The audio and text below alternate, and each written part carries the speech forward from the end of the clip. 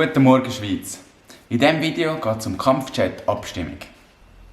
Ganz kurz zusammengefasst: Die Schweiz schützt, bewacht und verteidigt ihren Luftraum mit Kampfflugzeugen.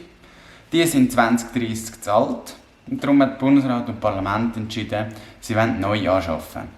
Gegen diesen Entscheid ist ein Referendum ergriffen worden. Das heisst, in den ersten 100 Tagen haben 90'000 Leute gesagt, das wollen sie nicht.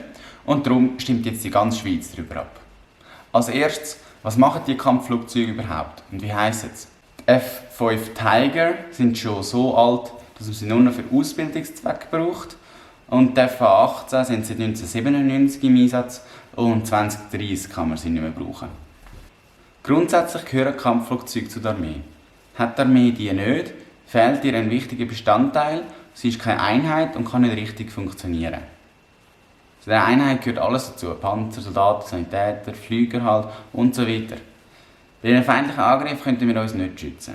Bedrohungen sind heutzutage nicht mehr nur klassische Kriege, sondern auch Terroranschläge zum Beispiel gehören zu diesen Bedrohungen.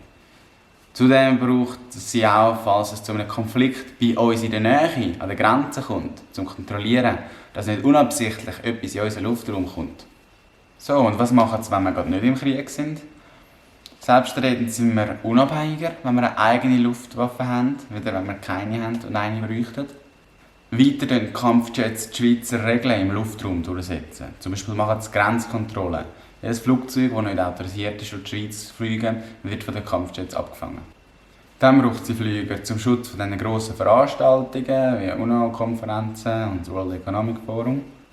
Und schlussendlich helfen sie auch, wenn ein Flugzeug in Not wäre. Gut soweit. Man fragt sich, ob man nicht günstigere oder andere Flüger kaufen können. Und da wird es kompliziert. Es gibt so viele Vergleiche und Beispiele, warum es jetzt teurere Jets braucht oder doch Trainingsflüger langen, dass es schwierig ist, eine objektive Aussage zu machen. Mir ist einfach aufgefallen, dass die sagen, es gäbe günstigere Lösungen, nicht Experten vom Fach sind. Wenn wir auf die Experten vom Militär hören, sagen die ganz klar, dass günstigere Flüger, Trainingsflüger, die Aufgaben nicht bewältigen könnten. Zwar günstiger wären, aber nichts bringen würden.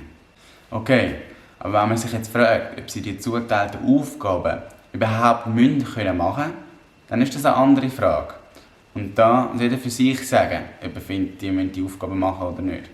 Dann ist es noch so, dass es extrem viel Zeit braucht, falls man Ja sagt, bis die Jets gekauft und angeschafft sind. Dann braucht es nochmal viel Zeit, bis die Piloten in diesen Jets trainiert haben und mit denen dann fliegen können. Also wenn man Ja sagen, muss man jetzt Ja sagen, damit es langt. Jetzt zu den Kosten. Ich habe mich gefragt, wie es sein kann, dass die Ja und die Nein sagen, so unterschiedliche Zahlen haben. Die Ja sagen, nehmen die Zahl für die Kosten der Beschaffung. Und die Nein sagen, nehmen noch die Kosten vom Unterhalt und Gebrauch über die ganze Lebensdauer dieser Jets dazu. Es ist so, dass die Jets und ihr Unterhalt aus dem Armeebudget gezahlt werden. Das heisst, der Armee steht jedes Jahr Geld zur Verfügung. Und wenn das jetzt nicht für Jets gebraucht wird, braucht es halt für etwas anderes. Aber es kostet die Bevölkerung nicht mehr oder weniger, wenn man die Jets jetzt kauft oder nicht. Wenn man allgemein findet, dass die Armee zu viel Geld bekommt oder dass die Armee die Schweiz nicht braucht, ist das eine andere Frage für eine andere Abstimmung. Jetzt komme ich noch schnell zu diesen Kompensationsgeschäften. Was ist das? Das heisst einfach, dass der ausländische Anbieter, der den Auftrag bekommt, für 60% vom Kaufpreis muss Aufträge in der Schweiz vergeben. Dann ist es noch so, dass grundsätzlich über das Budget, das der Bundesrat für die Jets brauchen, abgestimmt wird.